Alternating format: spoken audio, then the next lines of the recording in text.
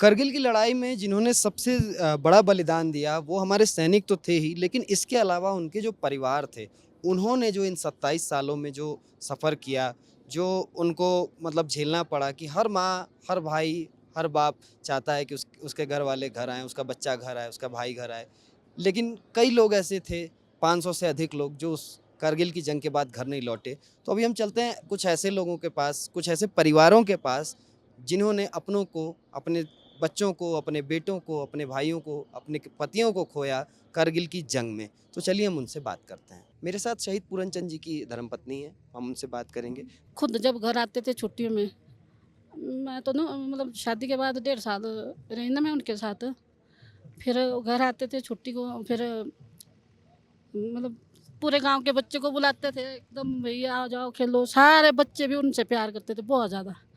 पूरे गांव वाले उनसे प्यार करते थे बहुत ज़्यादा। एक फौजी न सिर्फ अपने देश से प्यार करता है, अपने परिवार से भी वो उतना ही प्यार करता है। जैसा हमने बताया कि पलटन भी उसका एक परिवार होता है और खेलकूद में पूरनचंद जी बहुत आगे थे। बच्चों के लिए तमाम स्पोर्ट्स एक्टिविटीज़ ऑर्गेनाइज़ कराते थे गाँव में। ग्राउंड भी बनाया उन्होंने। एक मैदान उन्होंने और मैम प्लीज़ आप अपने आप को सँभालिए और क्योंकि हम समझ सकते हैं कि छुट्टी पे आए थे घर। छुट्टी पे आए थे ना, फिर उनको अचानक से बुला लिया। तो फिर जब वो छुट्टी आए थे घर, उस तब हो गया मतलब लड़ाई शुरू हो गई थी।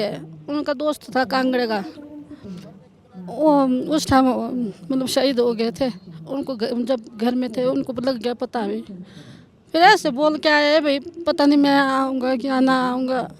घर से बोल के आए, मेरे को समझा के आए भाई ऐसा भी हो सकता है। अभी बेटा था मेरा 8 महीने का जब वो आए।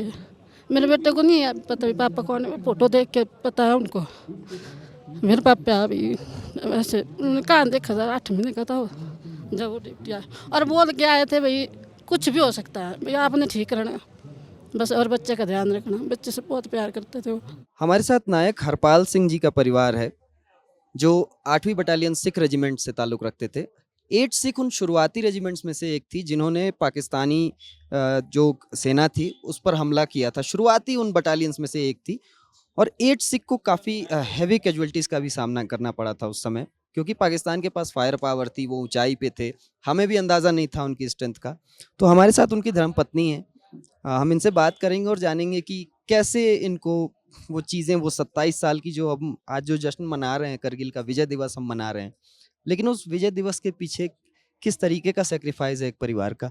नमस्ते मैम, क्या नाम है आपका? नमस्कार जी, मेरा नाम दविंदर कौर, अ, कारगिल शहीद हरपाल सिंह।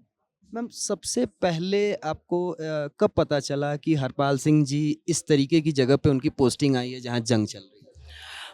इनकी पोस्टिंग पहले पठानकोट में थी, तो इसको रातों रात ही यहीं पे आना पड़ा। सभी सभी के साथ ही, इनको भी साथ में ही थे, तो आना पड़ा इनको। तो उस टाइम पे तो ऐसा हुआ था, 1 वीक के बाद ही ना डेड बॉडी पे डेड बॉडी आ रही थी। तो सभी को डर लगता है ऐसा वक्त हो तो मेरे तो बेटा होने वाला था। मेरे को तो कोई भी खबर ऐसी नहीं बता रहे थे। मेरे फादर इन लोग को मालूम हो गया था। उनको मिलिट्री से, अमृतसर मिलिट्री से पता चला, वो घर पे आए थे। तो उन्होंने बताया कि ऐसी बात है, हरपाल सिंह जी शहीद हो गए हैं। 2 दिन के बाद फिर उनकी डेड बॉडी घर पे आई। तो हमें तो बताया नहीं, जब आए तभी हमको तो पता चला है।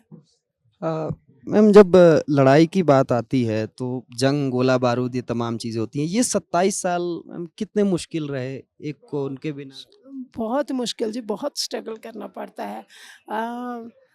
मदर इन लॉ 11 में एक्सपायर हो गए और फादर इन लॉ 13 में, 2000 है ना, 13 में एक्सपायर हो गए। तो मेरे लिए तो बहुत मुश्किल हुआ था। एक साइड पे बच्चे संभालना, घर संभालना बहुत मुश्किल होता है।